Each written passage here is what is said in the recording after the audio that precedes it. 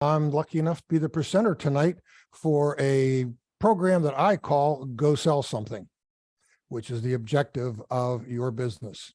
Today's topics are going to be benefit selling, pre-call preparation, trial closing, objections and questions, the presentation itself, and then asking for the order.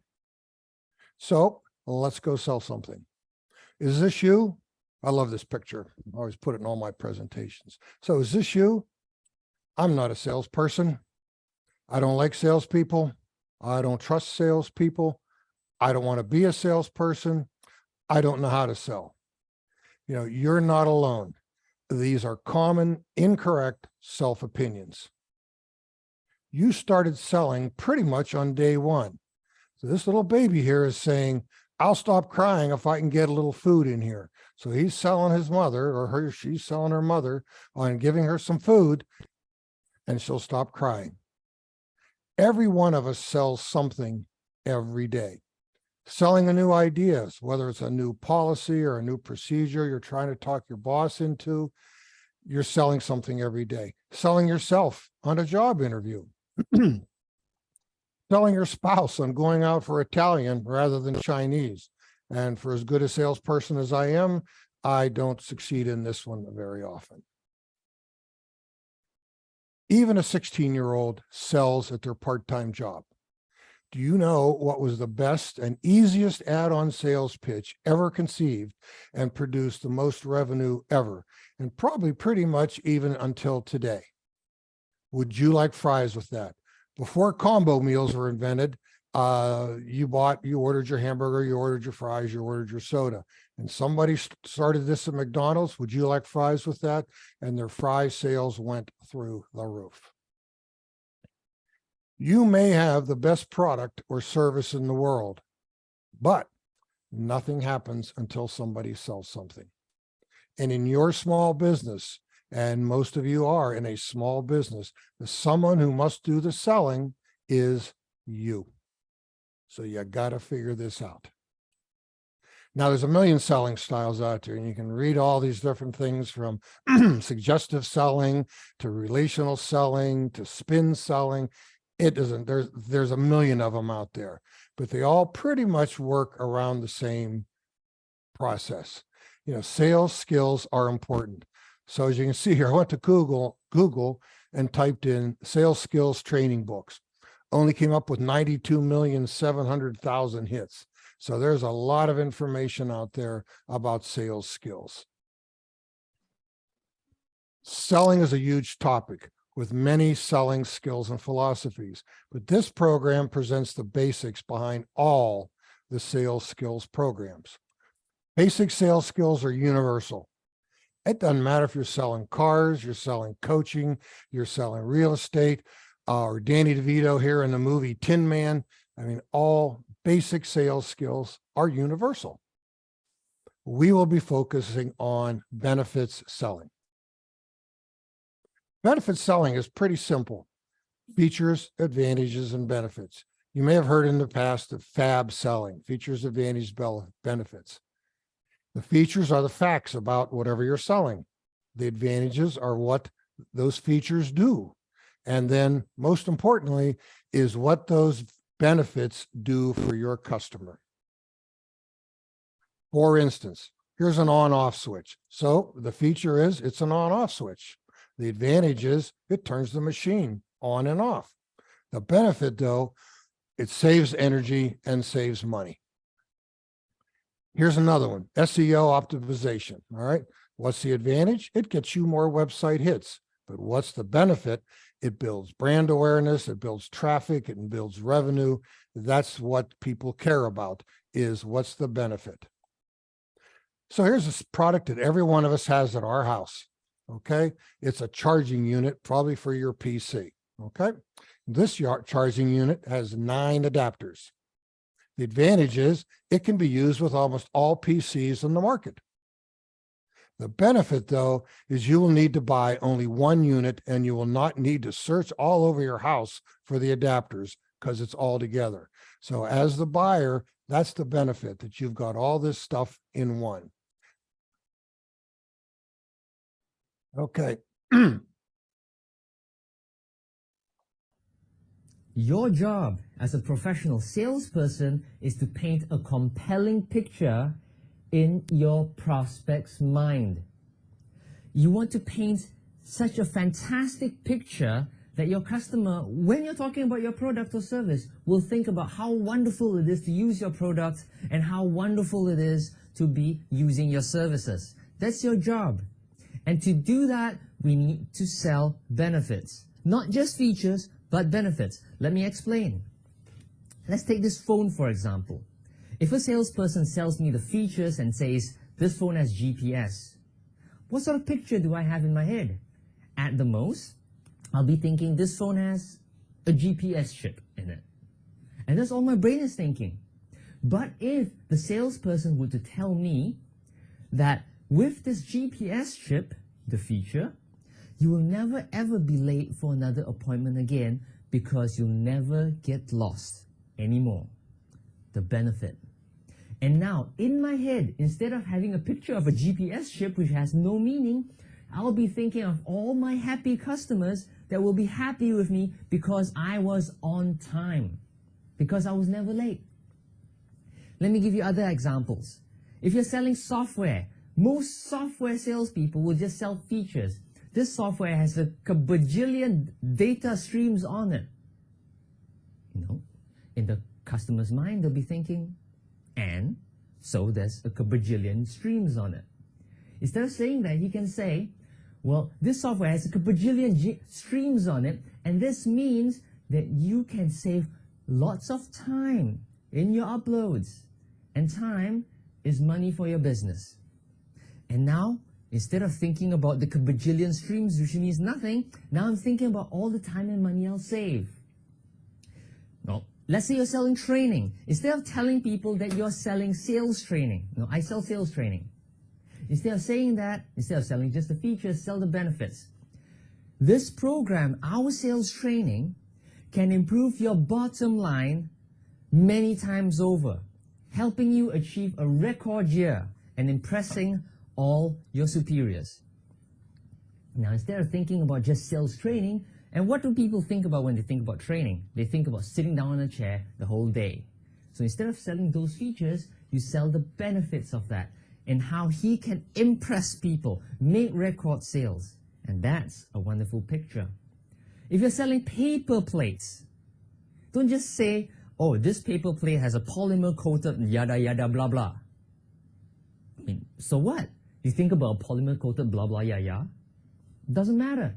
Tell people that this paper plate has a polymer coated blah blah yada, and this means that you will never have another soggy plate in your party again. And because we all have problems in parties and soggy plates, it's terrible, you know, the chicken curry goes all over. So if you're selling holiday packages, instead of telling them it's 4 days, 3 nights, you know, over the weekend, and, you know, you're taking this flight. Instead of saying that, say, you will have 4 days and 3 nights, which is long enough to enjoy the sights and sounds of Bali. And you can take this time to do all these activities, such as surfing and blah, blah, blah. So instead of saying, getting people to imagine 4 days, 3 nights, okay, what is 4 days, 3 nights? There's hardly any picture in their head. They are thinking about the good time they will enjoy in Bali. If let's say you're selling clothes, instead of saying, oh, this dress looks good on you. Instead of saying something like that, you can say, you know, if you wear this dress to your gala dinner tonight, you will wow so many people. And now, instead of the woman thinking, oh, the dress is great, she is thinking that when she goes for a gala dinner, people will be commenting on the dress, people will be admiring her dress, people will be looking at her and thinking, she is beautiful. If let's say you sell cats, yeah, cats. If let's say you sell cats, don't say, this cat is 3 months old. So what? You know, what's the picture in your head? The cat is small. Sell instead the benefit. You know what? If you get this cat, One day when you come back home and you're feeling down and upset about someone or something, and you see this cat lying down like this, asking you to rub his belly, all your problems go away. And that's the benefit. Now, it doesn't matter what you're selling. Don't just sell features, sell benefits.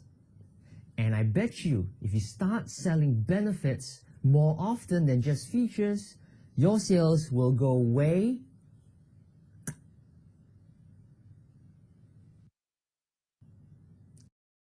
So benefit selling is for the end user. What's in it for me? Always think of that when you're presenting whatever it is you're selling. So now let's talk a little bit about the hierarchy of a sale. And this is something you need to keep in the back of your mind as you're putting together your presentation and you're talking to customers. Okay, people buy from the salesperson first. Do they like and trust you? Do you know what you're talking about? Do you connect with this prospect? You know, people want to be able to say to themselves, do I want to do business with you? Okay.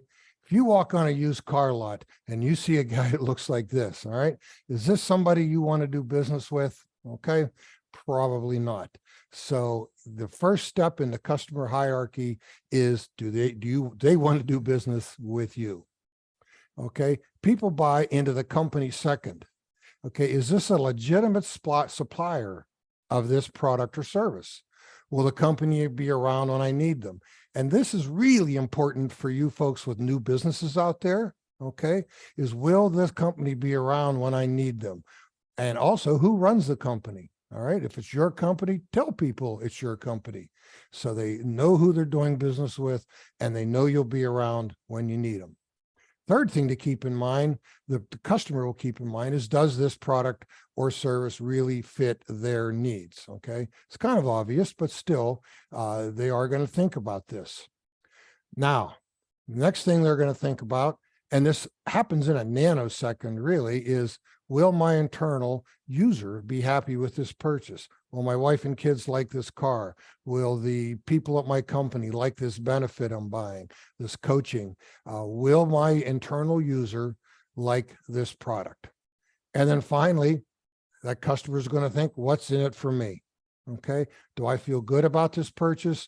Will it help my career, my family, or me? Okay, so all these things you need to kind of keep them in the back of your mind as you're putting together your presentation. Okay, so now we're going to work into the presentation. We're going to talk about the preparation. Okay, because the important work for a successful sales presentation is done long before you talk to a prospect. You got to know your product thoroughly. All right. An important unproven fact of all sales presentations, and anybody who's on this presentation right now and has been in sales, this happens all the time. You know, let's say 25 points about your service or your product. And I can bet you that the next prospect you're going to talk to is going to ask about number 26. It never fails. So you cannot know enough about the product or service that you're selling. Okay. Product knowledge is the key to success. Now, I want you to write down in logical orders your features and benefits. All right. Just so you have these. Okay. Start off with the feature, what it is, and then the benefit is what it does for the customer. And you put those in a logical order. For instance, I've been in the tool business most of my life, all right? And for as simple as it is, when you make a presentation on a screwdriver, for instance, you would start at the tip and talk about it, and then talk about the chrome shaft, and then the material that it's made out of, and then finally the grip, okay? The reason you want to write these down in logical order is it'll help you remember the points that you want to make. And do not have the most important points first. Put your points in logical order, because if you're selling something and you give them the most important point first, well, and the rest of it, they don't really care about. Okay. So put your points that you want to get across in your logical order. Okay. Now, am I talking about you putting together a canned sales pitch? No. Okay. But if you have it in writing, it gives you a track to run on. Okay. Because unfortunately, or fortunately, if sales calls were a straight line, as you came in and you went through feature advantage, benefit, feature advantage, benefit, feature advantage, benefit, and the customer at the end said, okay, I'll take it, life would be simple for a salesperson. It doesn't work that way. The phone rings. The customer in the middle of your presentation starts talking about something his kids did.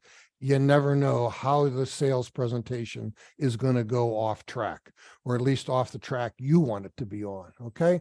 So if you have these things written down, you have a track to run on. It's a great way to go. Okay. So you assemble your presentation, feature, benefit, trial, close. Feature, benefit, trial, close. What's a trial close? Okay. A trial closing is so very important.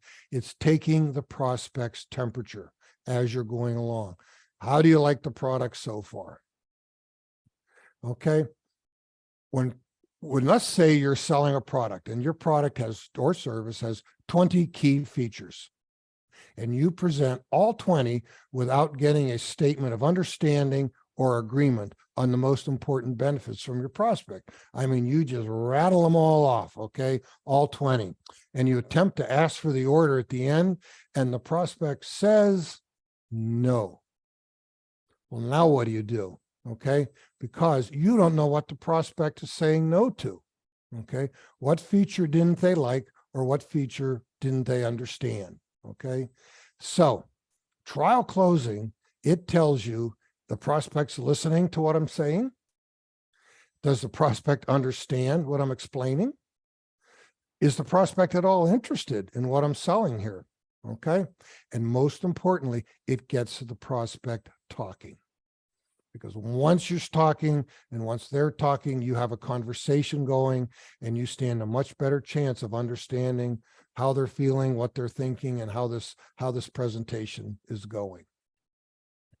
Trial closing is like a hall of doors, all right? You get agreement on a feature and benefit, and you close that door and you move on. And when you get through the last door, by the time you've been through all your features and benefits, and the prospect has agreed that they like these features and benefits, it should be pretty easy to get that sale, okay? Or if you're not going to get the sale, or there's some questions out there, you know what they are, okay? And trial closing questions are quite easy. You know, do you see how this would help your business? Do you see you using this feature? This is really a nice feature, isn't it? What color do you like best? Trial closing is so important to take the product, the customer's prospect's temperature to see how they're going. I'll bet I have said this a million times during presentations in my career. How do you like it so far? And if we were in a live presentation right now, I'd be looking across the audience asking, how do you like this presentation so far? It's important. Okay, now you got to prepare for questions and objections, okay? A question is a request to clarify a feature or a benefit. And initially, it's not a deal killer. It needs to be satisfactorily answered and then trial closed for acceptance, okay? An objection, though, is a potential roadblock to the sale. It needs to be totally answered and then also trial closed for acceptance. And as you present your products and services more, you'll understand what are the deal killers. And those deal killers, you need to make sure that you have answered it completely, correctly, and gotten the prospect's buy-in. Because if you don't, for the whole rest of your presentation, they're thinking about this one topic that you haven't answered for them yet. Learn from previous prospects' questions and objections, okay? Pretty much everyone you talk to is the same in most ways, and they're going to have the same questions, okay? So you want to own those questions and objections. You want to put them into your presentation. You want to build them in your presentation so you answer the question or the objection before the prospect has a chance to ask it, okay? Here's a good example. Somebody's selling a pump. I've been asked, why does our pump have a 0.5 horsepower motor and the competition uses a 3/4 horsepower motor? Well, our analysis shows that a half horsepower has plenty of power, lasts longer, and saves you energy. So I think that's a good benefit, don't you? Okay, so this person has probably had the questions, hey, your competitors have 3/4 horsepower, and you've got that enough times that this person now would build this into their presentation, and they would say the reason why they think their half horsepower motor is better than a 3/4. And then they trial close at the end. So you think that's a good benefit, don't you? Never, ever, never, ever, ever go on the defensive whenever you're asked a question or objection, no matter how much it hurts. Like our little friend here, you got to smile and you got to take it, and then you have to deal with it. Okay. Honor the prospect's statement. That's a great question. It may not be a great question, but you have to say that anyway. Or thanks for bringing that up. Okay. Something that you're honoring that question that the person is asking you. Repeat the question or the objection back to them. Okay. To be sure I understand, you're asking me yada, yada, yada. Okay. Whatever their question was. Okay. Answer thoroughly, or say you don't know. If you don't know, you don't know. Okay. But don't come up with some cock and bull answer. Okay. And do not over answer with how to build a watch. We've all heard the story about the person asks somebody, hey, what time is it? And the person starts to tell them how to manufacture that watch. Okay. Answer the question that's asked, answer it simply and answer it completely, but don't go overboard. They'll ask again if you have to, if you have to. Okay. Then trial close to ensure the prospect accepts your answer. Okay. This is a big one here. People seem to be worried about the price objection. Okay.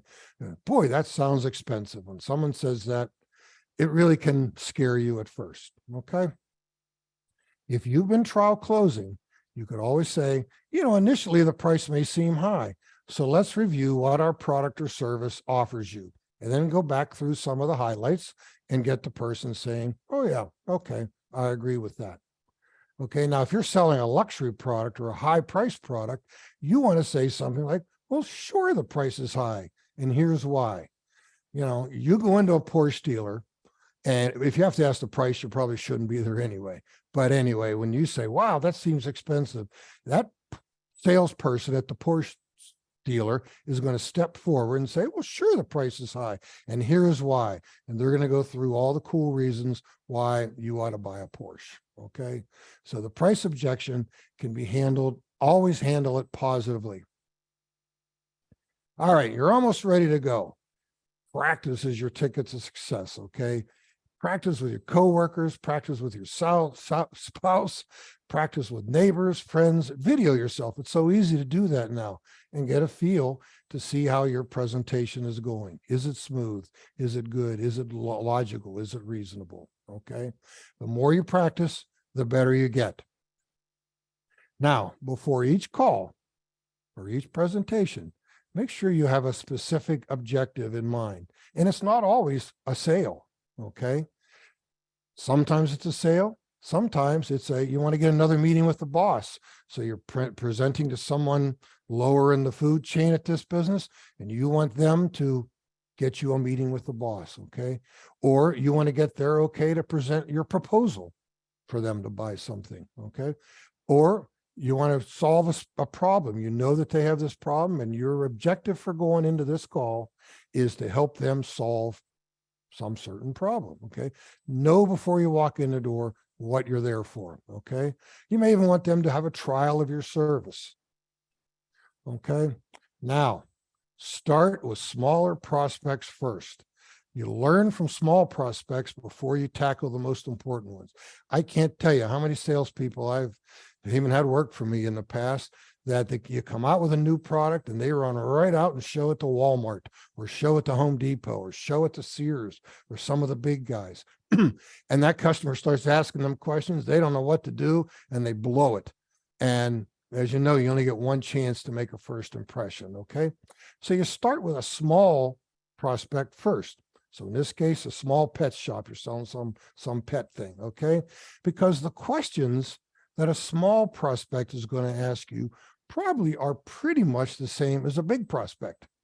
And this way you get used to answering. So you move your way up. You start with a small prospect, then you get pretty good there. You move up to the bigger prospect, and then you go to see Petco, because you don't want to go to see Petco and not have the right answers, because you probably get one shot at them and that's it. So practice with the small prospects first and move your way up to the big guys. Okay, giving the presentation really is the pretty simple part of the deal. Okay, you start with your opening. You have your question session where you're trying to understand this customer's hierarchy of what's important to them. Okay, you then present your product. Well, we've been through that. Okay, as far as your features, your advantages and benefits, and trial closing. Okay, so, and when things go off track, don't worry about it. Okay, just let the customer rattle on about whatever questions they have. And then because you've written it down and you know what you want to talk about, then you go back into your presentation, because this is your sales call. Okay, this is your time to shine. So make sure you own the presentation. Okay, review the points that the prospect liked. Okay, so a presentation is a pretty simple part of the whole sales skills. Now we get into closing the sales.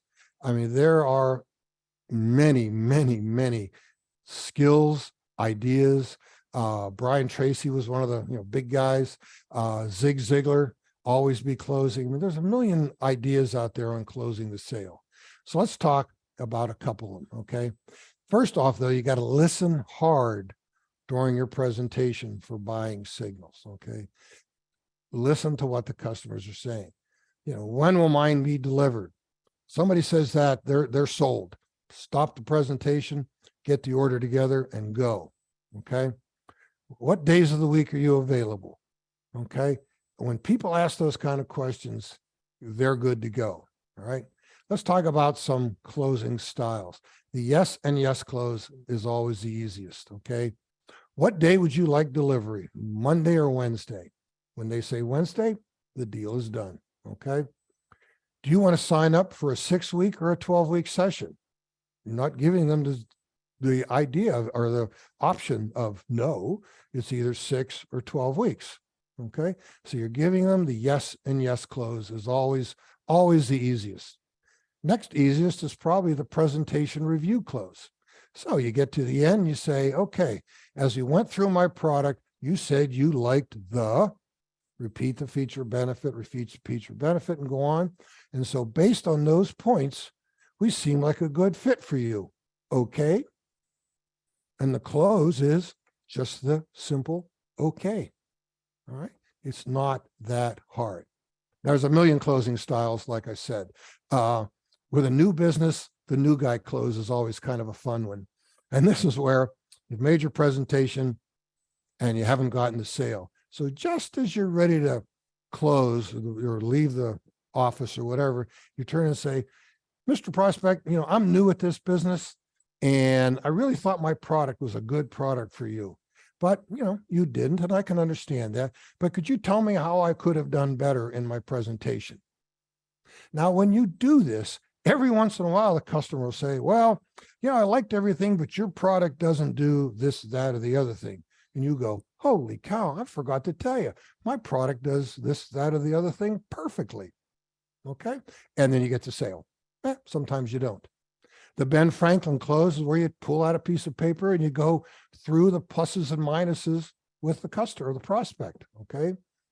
The alternative choice close. I like the bandwagon close that, other people are doing this. I sold I sold hand tools most of my career. And you would say, most of the mechanics over at XYZ Chevrolet are using this tool to do whatever. I think it would fit your business too. Don't you? And the person either agrees or disagrees. Now, a hard one, it's kind of a fun one though, is the think about it close. Well, I liked everything you said today, but I want to think about it. Great, no problem. I'll tell you what, let's think about this together. And now you go back through the features and the benefits and get the person shaking their head up and down. At the end, you say, well, I guess we've thought about it. Let's put this thing together. Okay. You're there to sell something. Don't be afraid to close. All right. Let me get a little sip here.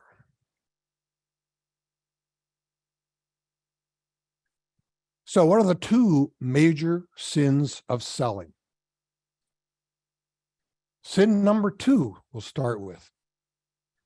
Whenever you ask for an order, whenever you trial close, you be quiet.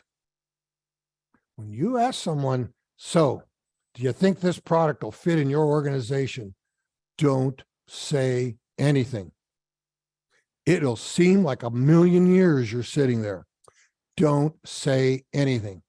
The prospect is thinking. The prospect is thinking of reasons to say yes, thinking of reasons to say no.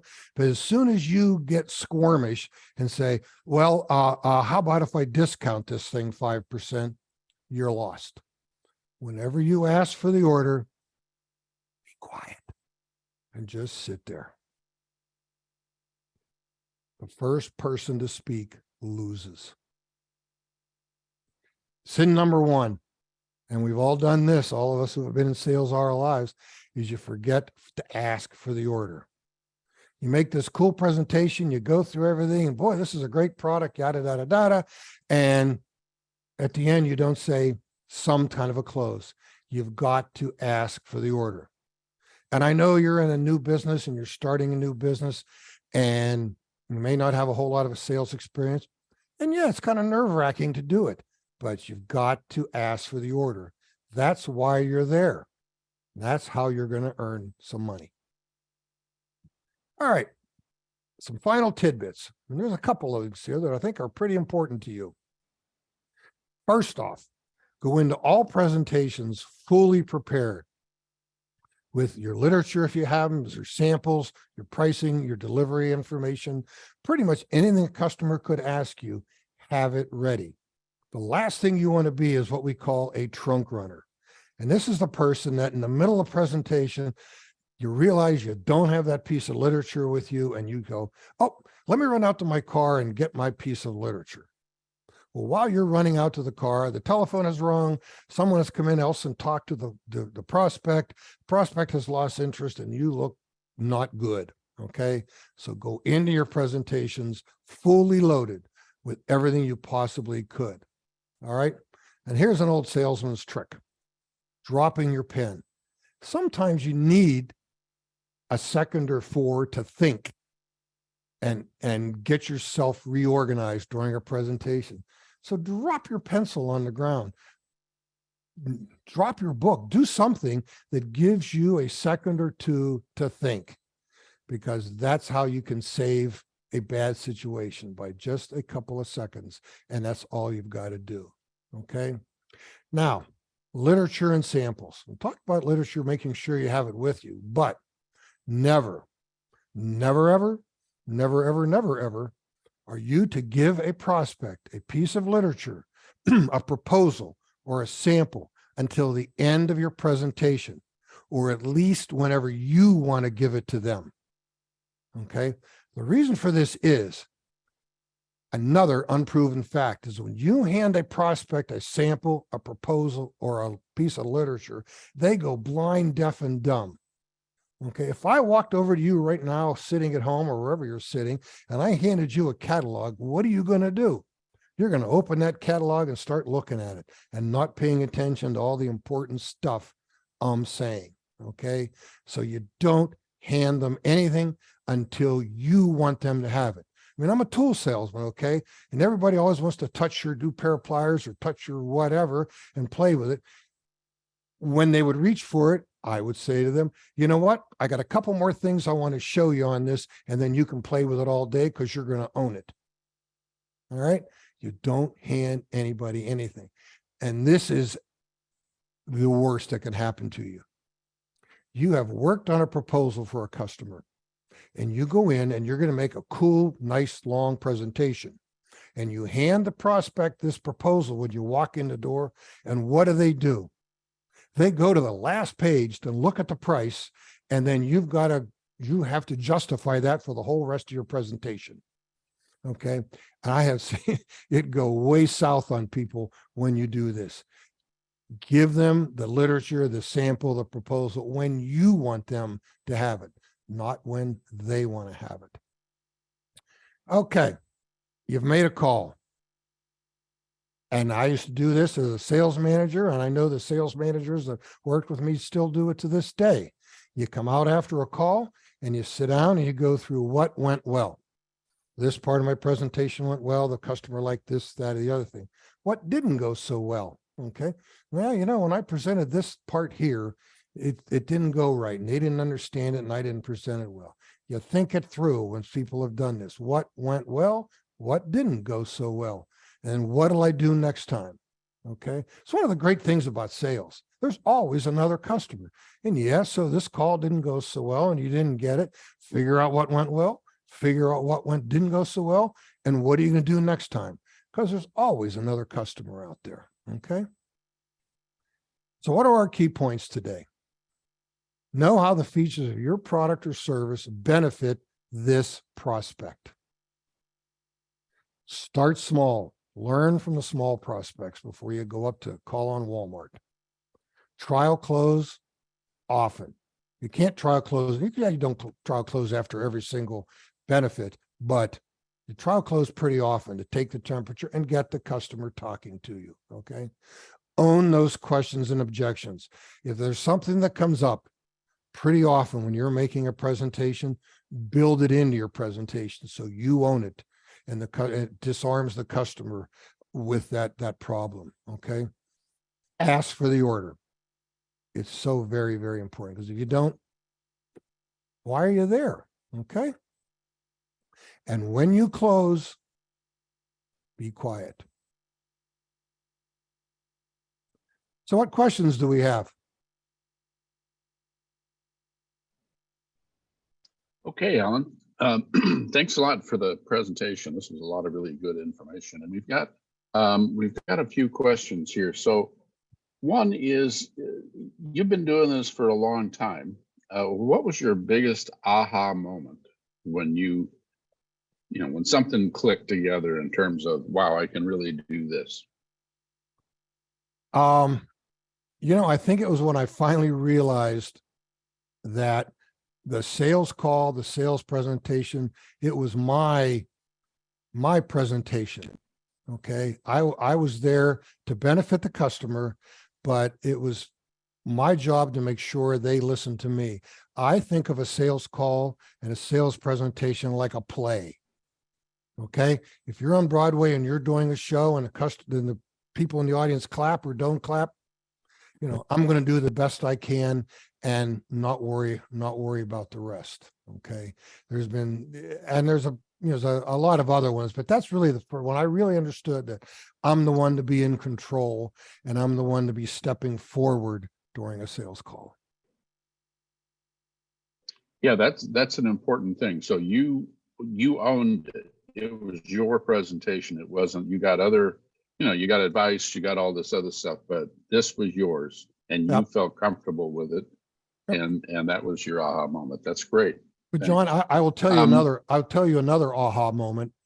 And for the more senior people in the audience, you remember a TV show called Kojak. Kojak was a bald detective that always had a lollipop. I'm calling on a guy at a administrator of a hospital in Pittsburgh. And people before that told me, he looks like Kojak. He looks like Kojak. I'm sitting in the lobby saying to myself, don't say Kojak, don't say Kojak. He walks up and I say, hi, Mr. Kojak. So sometimes on these sales calls, things don't always go so well. And no, I didn't sell him anything either. That's hilarious. So what do you think about cold calls? Many people don't pick up their phone as they assume it's either spam or somebody trying to sell them something. The times have certainly changed since I was out making cold calls, because it was just, out knocking on doors. But you have to give them the normal pattern now that people tell me when I'm mentoring is that they will send several emails letting the person know this company's out there, letting them know that you're going to be calling them, and then set up a time. Say, I will be calling you at 2:00 on Tuesday. Hope to be able to speak to you. And if it doesn't work on Tuesday, then you send them another email and you keep pounding on it. I've read multiple times that the average sale is made after anywhere between 8 and 10 presentations. These are big time sales, selling Wow. computers or other stuff. Yeah. So because you didn't get through that first time, keep trying. And if you think to yourself, well, I don't want to bother the person, why not? You got no anyway. Let's try to get to a yes. So keep asking. And people want to be comfortable that you're still there. You know, yeah, I've heard from you 4 or 5 times. Let me see what you're talking about. Keep at it. Sales is numbers. Okay. If I were to go downtown Chicago right now with a bag of dirt on my shoulder, and I were to walk down the street and every person that came along, I said, you want to buy a bag of dirt? Do you want to buy a bag of dirt? You want to buy a bag of dirt? I don't know how many it would take, but sooner or later, someone is going to say, yeah, I was thinking of going to Home Depot to buy some dirt. I'll buy your bag of dirt. Okay. The next day I go downtown and I go, you want to buy my bag of dirt and grow some beautiful flowers? I've added a little benefit to it. And yesterday it took me 100 people to ask, and maybe today it's only going to take me 50. Okay. So you keep at it. Sales is numbers. Just keep doing it. Numbers and improving your pitch. Yes, exactly. Like. Very good. Yes, exactly. Keep working on those benefits. Yeah. So how do you approach a sale when you know they're using a competitor's product? Well, great question. Okay, that really is. And I probably should put that in the presentation. Okay. And by the way, what I've done right now is I've said that sentence a million times, and I'm thinking of my answer while I'm saying that sentence to you. But okay. So first thing is you got to, if you know they're using a competition, you better know everything there is about the competition. Now, the worst thing you can do is walk in and say, boy, that competition's no damn good. Okay. You don't want to ever do that. What you can say is what makes your product better and different than the competitors. Okay. You know, oh, I know you're using XYZ product and that's really a good product. And I know they get about 2,000 cycles from their product every time you use it. Now ours, we put a lot of research into it and we get about 4,000 cycles. I think that would be better for your business, wouldn't it? Okay. So you just have to figure out what makes your, you know, or, you know, I'm in your building, you know, quite often, and you give them a reason to buy from you just because you're going to be there for them all the time. But you got to know the competition. You don't want to walk in blind. And I also think from past experience that you want to focus on your benefits, how they're better than the other person's benefits. You don't want to tear down a competitor. You want to build yourself up more. Is that correct? Exactly. Because when you do tear down the competitor, you're actually saying to the prospect, what a knucklehead you are for buying from my competitor. Yeah. Why did you do that? Yep. So well-prepared presentation. What if your customer says that there is someone else who makes the decision? A wife, a committee, a boss, the board of directors, etc. How do you address that? Okay. When you're getting together with someone, and that would normally be in a business presentation, but also, as you said, with a spouse or whatever. So if you think it's a possibility that you're not talking to what we would call Mr. or Mrs. Right, the right person, okay, all you have to say is, listen, I'm coming over to give you this presentation. Is there anyone else at your business who will be involved with making the decision on this product? Because if there are, you know, why don't we get them to be part of this presentation so I can answer their questions too? Okay. If it's on, you know, well, I'm looking at this car and I need to get my spouse to come in here and be part of the decision. No problem. Let's get in the car and go over and see your spouse right now.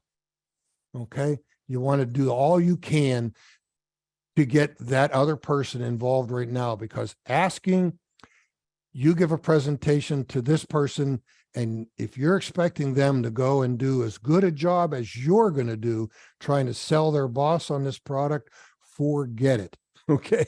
You don't want someone else doing your selling for you. You want to do it. So do everything you can to get that person in there. And the simple question, is there anyone else involved with making this decision? You're not asking the person, are you a lowlife and you can't do this? No, you're saying, is there anyone else involved in making this decision? It's a great question, though. Yeah. So here's another one.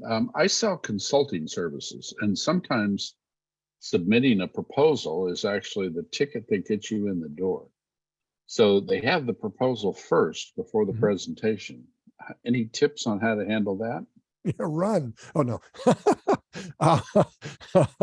uh, yeah, I've been in those situations from time to time, and it is challenging.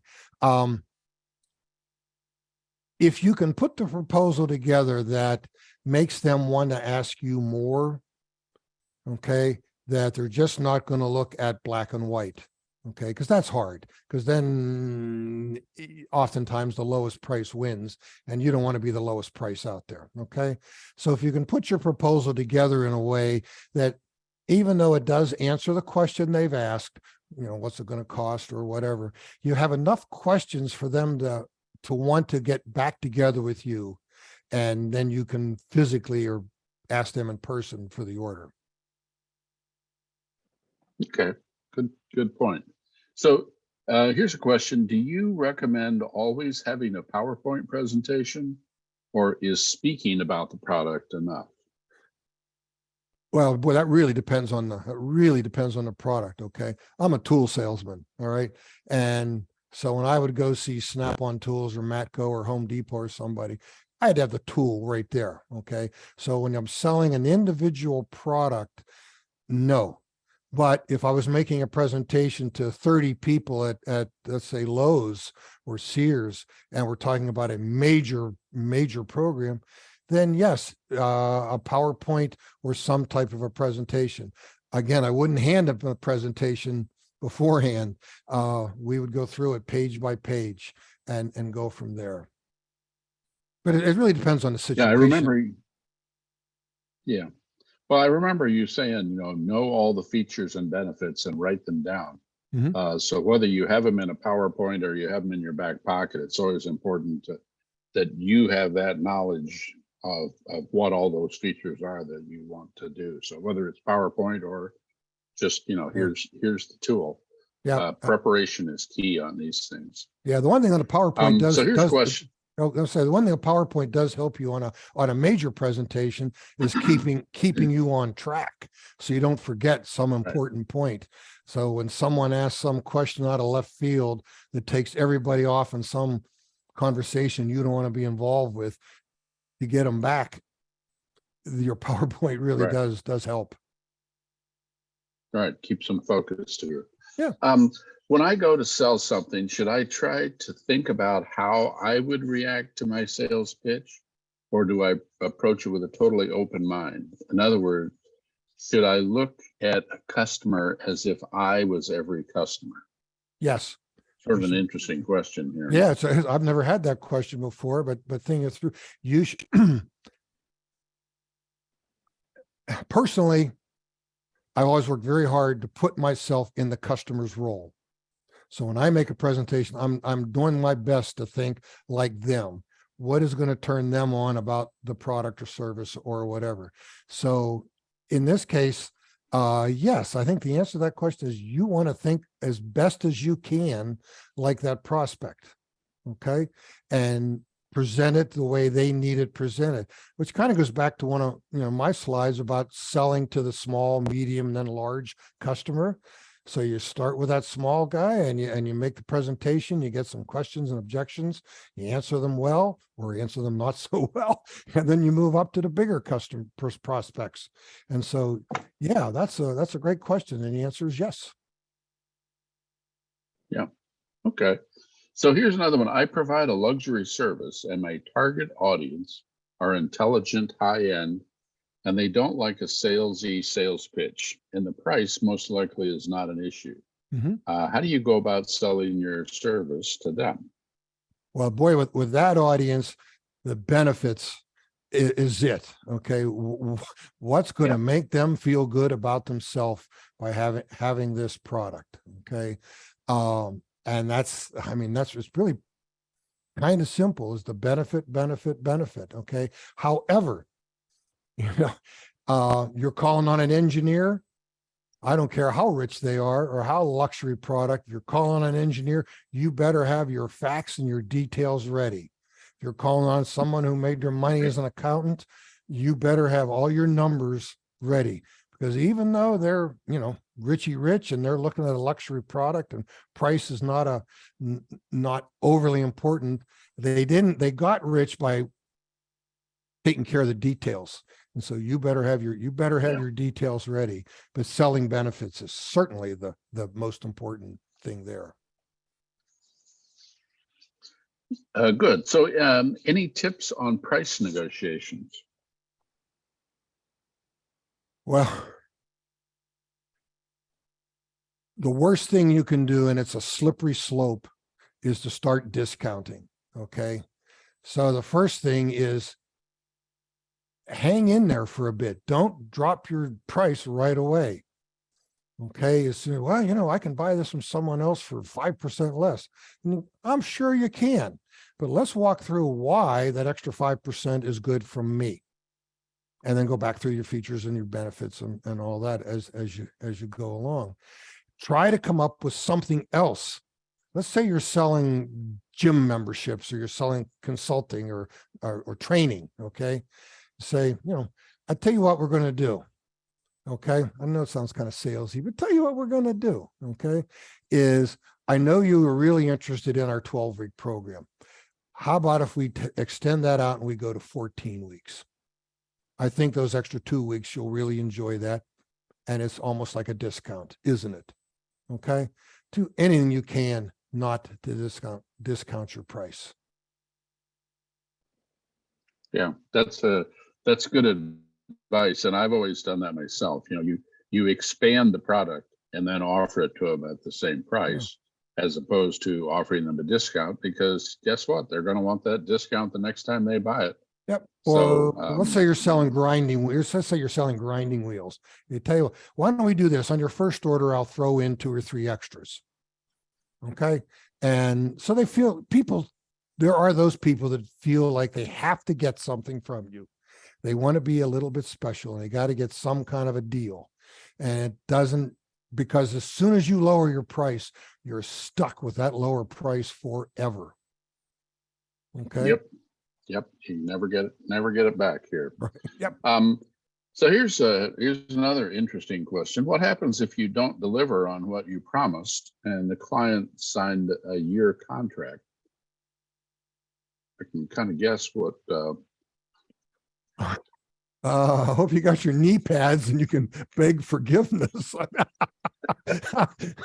Yeah. That's you got to be honest, and you got to go in and tell them exactly what happened, and you have to take the heat on yourself, and you say, I hope this doesn't destroy our relationship, and here's what I'm going to do to hopefully make this better, and go from there. I mean, I've been retired since then, but I can imagine during this supply chain crisis of, 2 years ago, people all over the country were saying, well, Mr. Smith, your product is on the boat somewhere or in San Diego Harbor.